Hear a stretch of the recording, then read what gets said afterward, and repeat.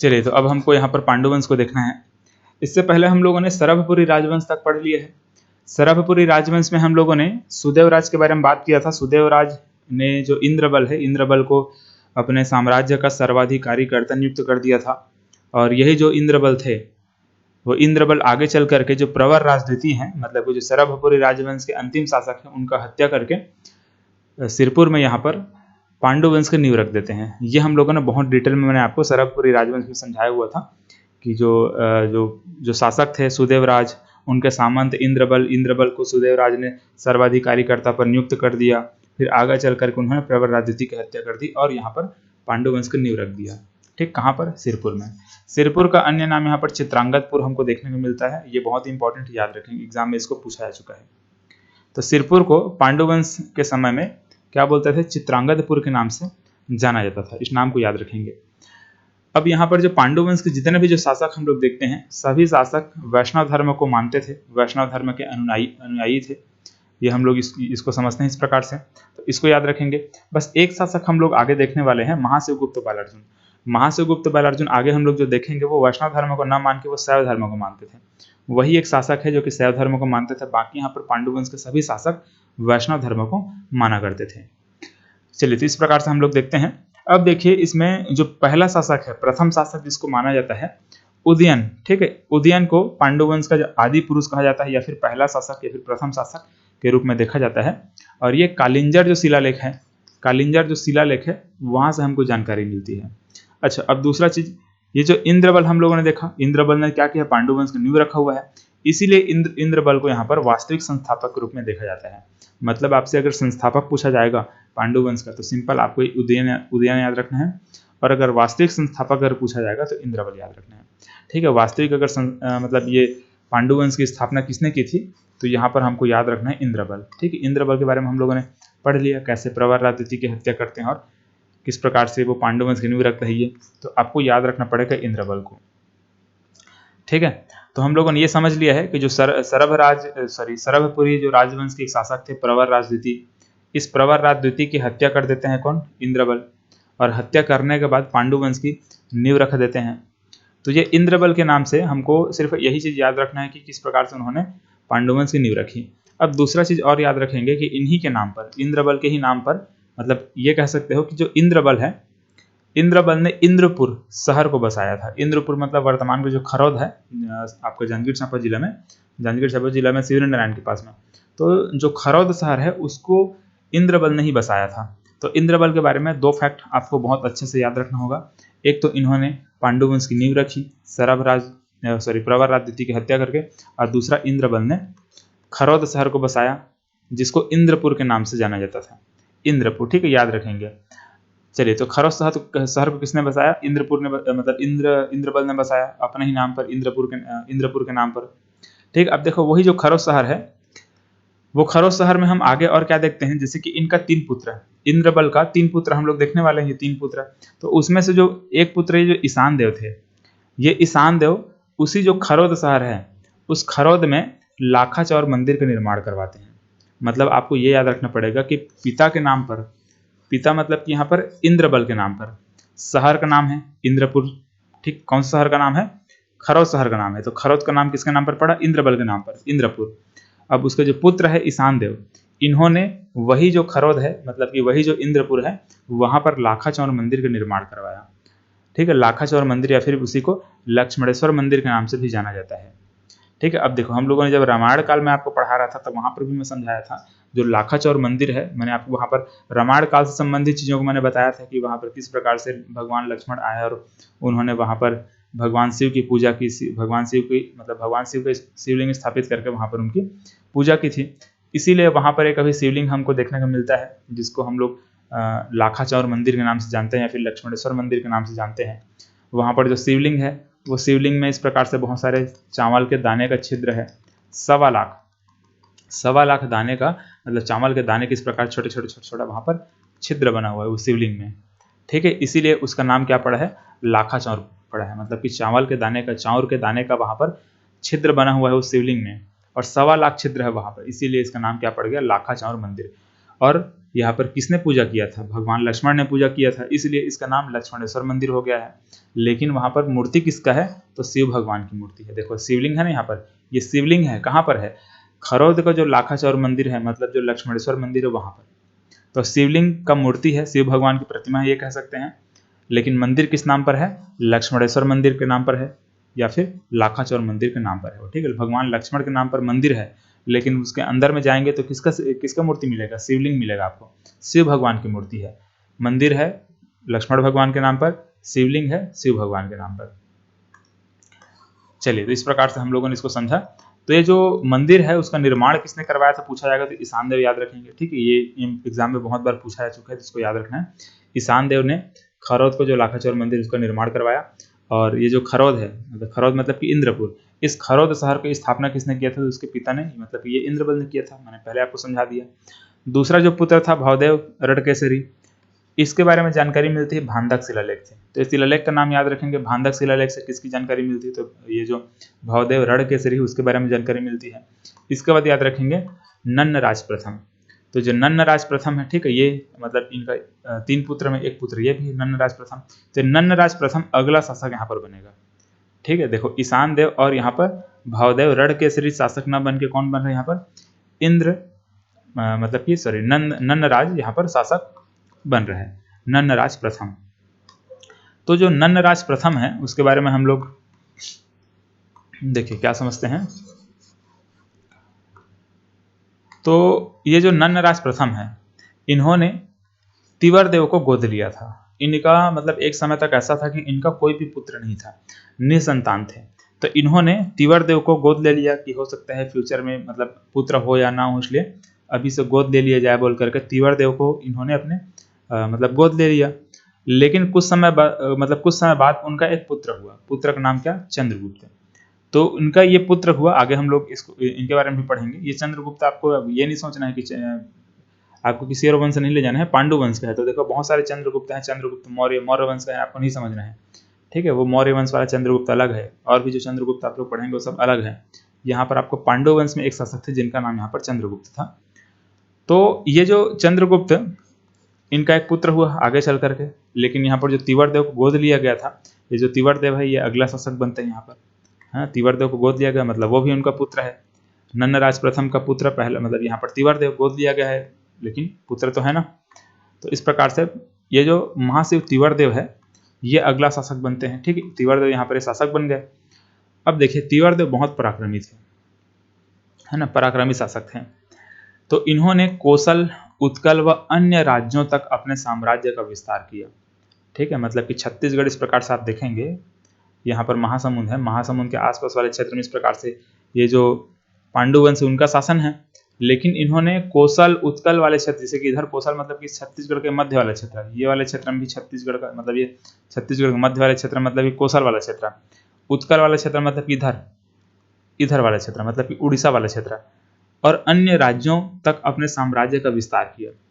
तो जो महाशिव तिवर देव थे पराक्रमी थे, अपने साम्राज्य का विस्तार करते चले गए। और साम्राज्य के विस्तार के इसीलिए इनका जो नाम है या फिर इनकी उपाधि है वो सकल कौशलाधिपति के नाम से हम जानते हैं। ठीक है, सकल कौशलाधिपति का उपाधि ये धारण किए थे क्योंकि इन्होंने सारे कौशल वाले क्षेत्र को, ठीक है, इस वाले क्षेत्र इस प्रकार से कौशल वाले क्षेत्र को अपने अधीन कर लिया था, साम्राज्य का विस्तार कर लिया था इस प्रकार से। तो सकल कौशलाधिपति या फिर कौशलाधिपति, सकल कौशल रहे या फिर कौशलाधिपति रहे, दोनों सेम है। तो सकल कौशलाधिपति या फिर कौशलाधिपति की उपाधि इन्होंने धारण किया। किसने? तिवर देव ने धारण किया।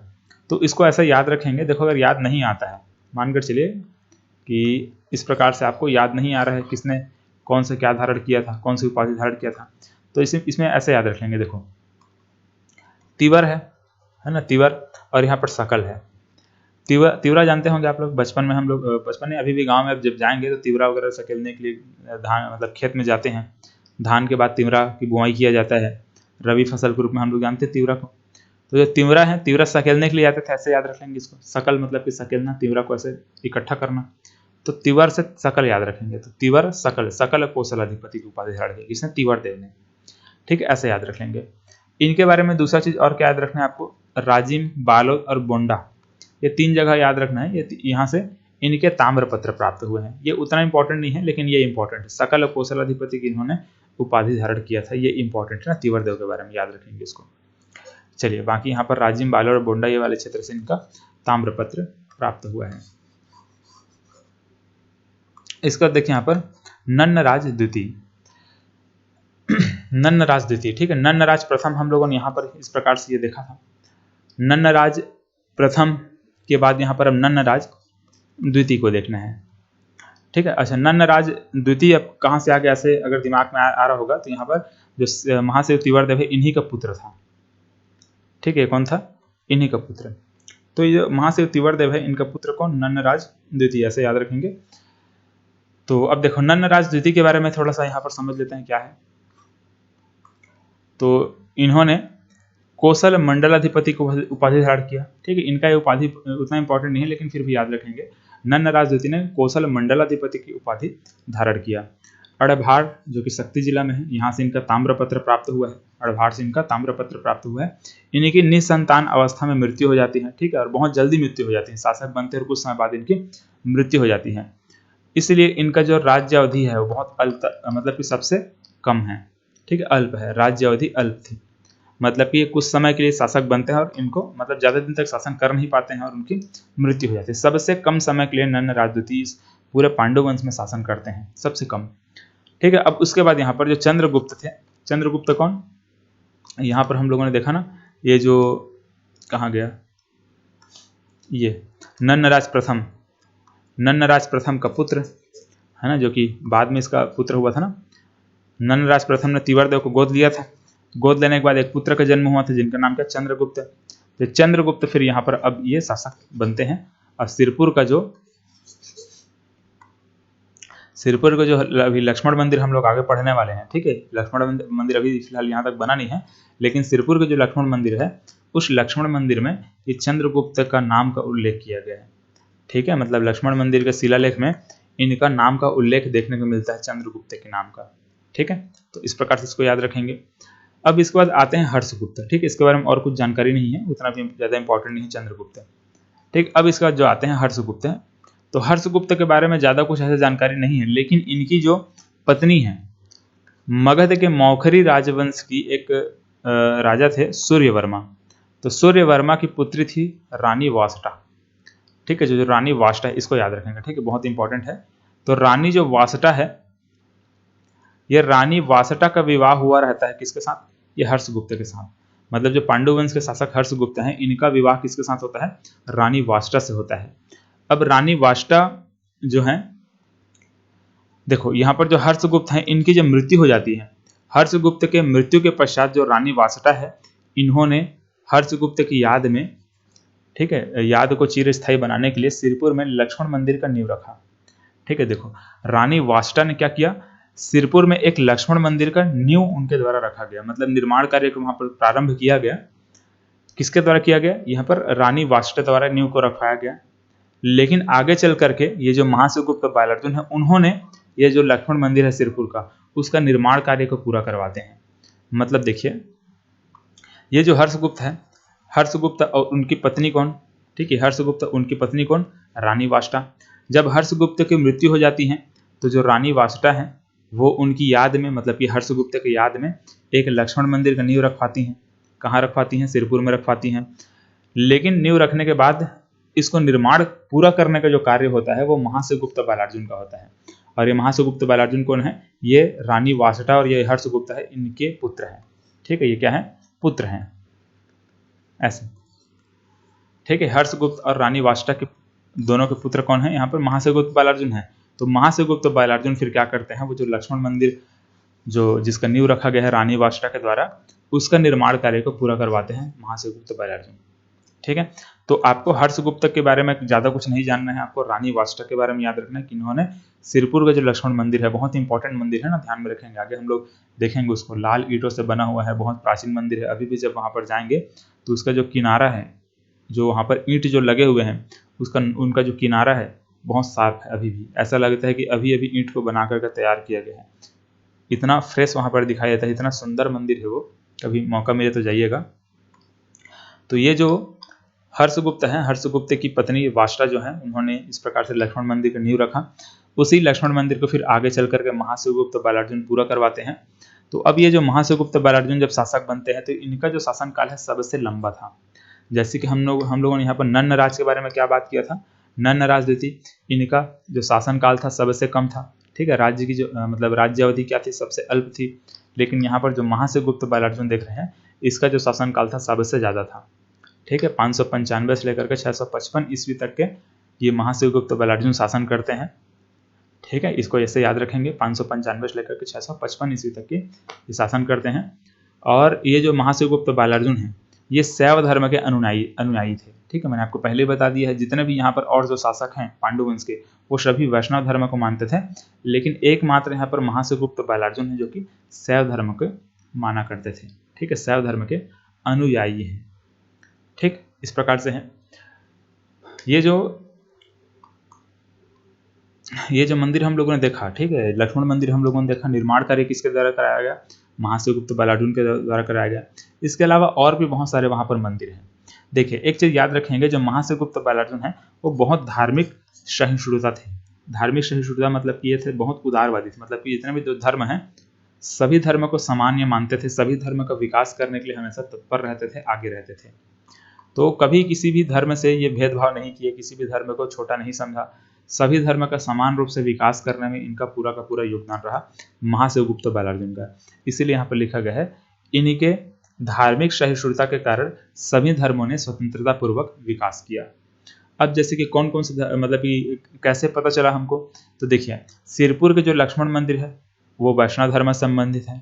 ठीक है, सिरपुर के जो लक्ष्मण मंदिर है वो क्या है, वैष्णव धर्म से संबंधित है। भगवान विष्णु की प्रतिमा वहाँ आपको देखने को मिल जाएंगी। सिरपुर के जो गंधेश्वर मंदिर है, गंधेश्वर महादेव का मंदिर, और पलारी का जो सिद्धेश्वर महादेव का मंदिर है। देखो, सिरपुर में गंधेश्वर महादेव का मंदिर भी है। अब गंधेश्वर महादेव मतलब शिव भगवान की प्रतिमा यहाँ पर शैव धर्म से संबंधित है। सिद्धेश्वर महादेव मतलब ये भी शैव धर्म से संबंधित है। तो देखो, यहाँ पर वैष्णव धर्म का एक मंदिर हमको देखने को मिल गया, यहाँ पर शैव धर्म का हमको एक मंदिर देखने को मिल गया, और सिरपुर में बहुत सारे बौद्ध विहार भी हमको देखने को मिलते हैं।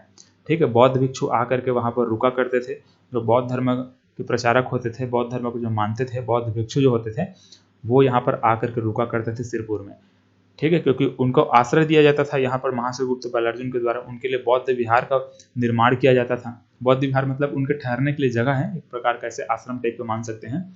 तो वो जो बौद्ध विहार है उसका निर्माण कराया गया था महाशिवगुप्त बालार्जुन के द्वारा। तो बहुत सारे बौद्ध विहार है, जैसे कि हम लोग देखते हैं आनंद प्रभु कुटी विहार देखते हैं, स्वास्तिक विहार देखते हैं, बहुत सारे विहार हम लोग वहाँ पर पढ़ते हैं। तो ये सभी का जो निर्माण है वो किनके द्वारा करवाया गया, महाशिवगुप्त बालार्जुन के द्वारा करवाया गया। ठीक है, तो ये सभी बौद्ध धर्म से संबंधित है। नोट कर लीजिएगा साइड में कहीं पर, महाशिवगुप्त बालार्जुन द्वारा ये जो बहुत सारे बौद्ध विहार हैं इनका निर्माण करवाया गया, जैसे कि आनंद प्रभु कुटी विहार, स्वास्तिक विहार, इस प्रकार से एक दो नाम आप लोग वहाँ पर लिख लेंगे। एक सिरपुर में ही जाएंगे तो एक टीला बना हुआ है, कुछ उसका ऐसा कुछ नाम है, सुरंग टीला ऐसा कुछ बोला जाता है उसको। ठीक है, तो उसको भी याद रखेंगे, कहाँ है, तो सिरपुर में है। अब देखिए इसके बाद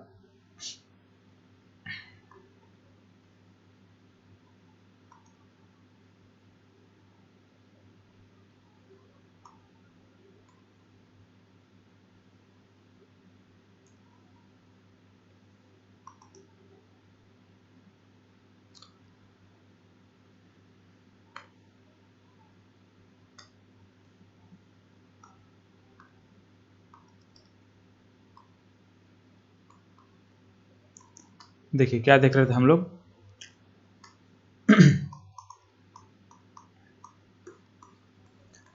ठीक है, यहाँ तक हो चुका था, इसको समझना है।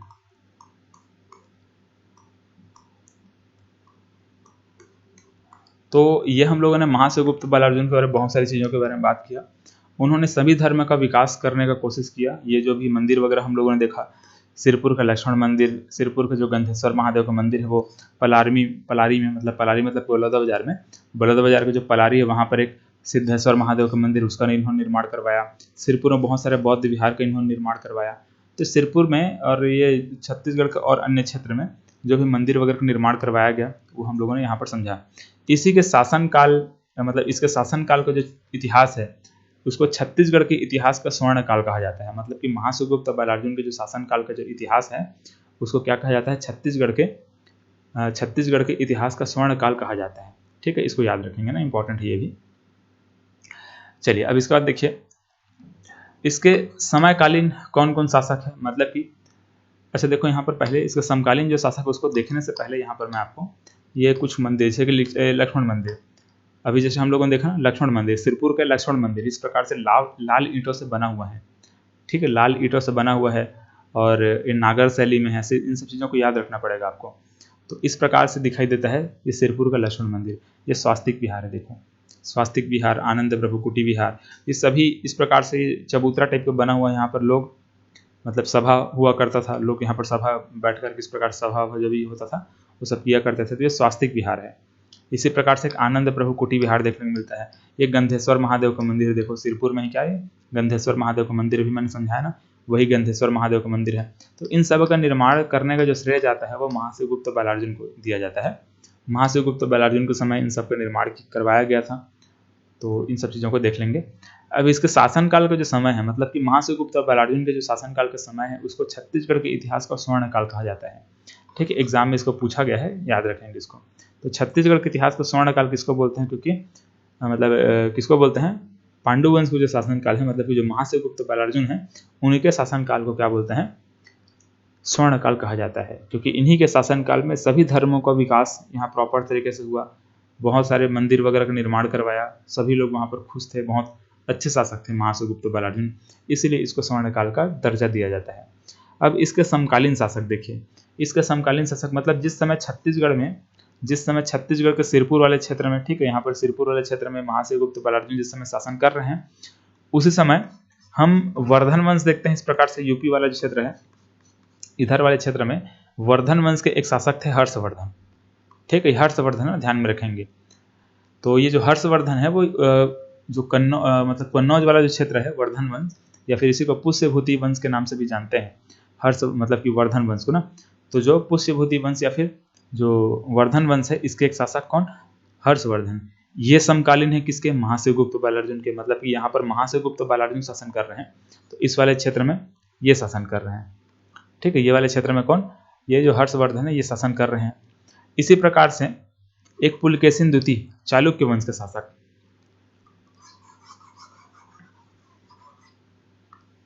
देखें तो इस प्रकार जो हमारा छत्तीसगढ़ है, तो छत्तीसगढ़ में यहाँ पर कौन शासन कर रहे हैं, महाशिवगुप्त बालार्जुन शासन कर रहे हैं, है ना, महाशिवगुप्त बालार्जुन। ऊपर वाले क्षेत्र में, इधर कन्नौज वाले क्षेत्र में जो एक शासक थे ये वर्धन वंश के हर्षवर्धन शासन कर रहे हैं। नीचे में देखेंगे, इधर ये वाले क्षेत्र में देखेंगे तो चालुक्य वंश के पुलकेशिन द्वितीय शासन कर रहे हैं। ठीक है, पुलकेशिन द्वितीय इधर शासन कर रहे हैं इस प्रकार से। तो ये तीन हम लोगों ने इस प्रकार से देखा, मतलब कि ये वर्धन वंश के हर्षवर्धन हम लोगों ने देखा, चालुक्य वंश के पुलकेशिन द्वितीय देखा, और नल वंश के हम लोग देखते हैं विलासतुंग। नल वंश में यहाँ पर छत्तीसगढ़ का ये वाला क्षेत्र है, यहाँ पर विलासतुंग एक शासन कर रहे थे। विलासतुंग के बारे में हम लोगों ने पहले पढ़ा भी है। नल वंश के जो शासक हैं विलासतुंग, वो भी यहाँ पर शासन कर रहे हैं। मतलब कि यहाँ पर इस वाले क्षेत्र में और इस वाले क्षेत्र में तीन शासक हम लोग इस प्रकार से देख रहे हैं जो कि महाशिवगुप्त बालार्जुन के समकालीन हैं। कौन कौन शासक हैं, वर्धन वंश के यहाँ पर हर्षवर्धन है, चालुक्य वंश के पुलकेशिन द्वितीय हैं, और नल वंश का विलासतुंग है। तो ये तीन चीज़ हैं, मतलब तीन शासक हैं जो कि यहाँ पर महाशिवगुप्त बालार्जुन के साथ ही साथ मतलब कि समकालीन शासन किए थे। अब देखिए जो महाशिवगुप्त बालार्जुन है इसके शासन काल में 639 ईस्वी में चीनी यात्री आया हुआ था, मतलब चीनी यात्री जिसका नाम था वेनसॉन्ग। तो 639 ईस्वी में एक चीनी यात्री है, चीन से आया हुआ था और ये बौद्ध धर्म को मानता था। बौद्ध धर्म का प्रचार इनके द्वारा किया जाता था। तो वेनसॉन्ग है वो यात्री हैं, मतलब कि बौद्ध यात्री हैं या फिर चीन से आए हुए थे, बौद्ध यात्री हैं। तो जब वो छत्तीसगढ़ आए तो वो छत्तीसगढ़ आए मतलब कहाँ आएंगे, सिरपुर ही जाएंगे, क्योंकि सिरपुर वाले क्षेत्र में ये जो महाशिवगुप्त बालार्जुन इनका शासन है और ये सभी धर्म को मतलब सहिष्णुता थे, है ना, धार्मिक सहिष्णुता हम लोगों ने देखा हुआ है। सभी धर्म को समान रूप से दर्जा देते थे, सभी धर्म की इज्जत करते थे। तो वेनसॉन्ग पहुंचे सिरपुर में इन्होंने कुछ समय तक मतलब समय बिताया। इसके अलावा सिरपुर के अलावा मल्हार भी पहुंचे थे। ठीक है, मतलब इन्होंने वेनसॉन्ग ने मल्हार व सिरपुर की यात्रा की। हमारे छत्तीसगढ़ में कौन कौन से जगह की यात्रा की, तो मल्हार और सिरपुर, ये दो क्षेत्र याद रखेंगे। इन दोनों जगह की यात्रा किसने की थी, वेनसॉन्ग ने की। अब जब इन्होंने यात्रा की तो इनकी मतलब इनके द्वारा एक पुस्तक लिखा गया था जिसका नाम है सियुकी। ठीक है, पुस्तक का नाम क्या है? सियुकी। इस पुस्तक में हमारा जो छत्तीसगढ़ है उसका उल्लेख किया गया है। छत्तीसगढ़ को इन्होंने कियासलो के नाम से संबोधित किया है। मतलब इनका जो पुस्तक है, पुस्तक का नाम क्या? सियुकी है।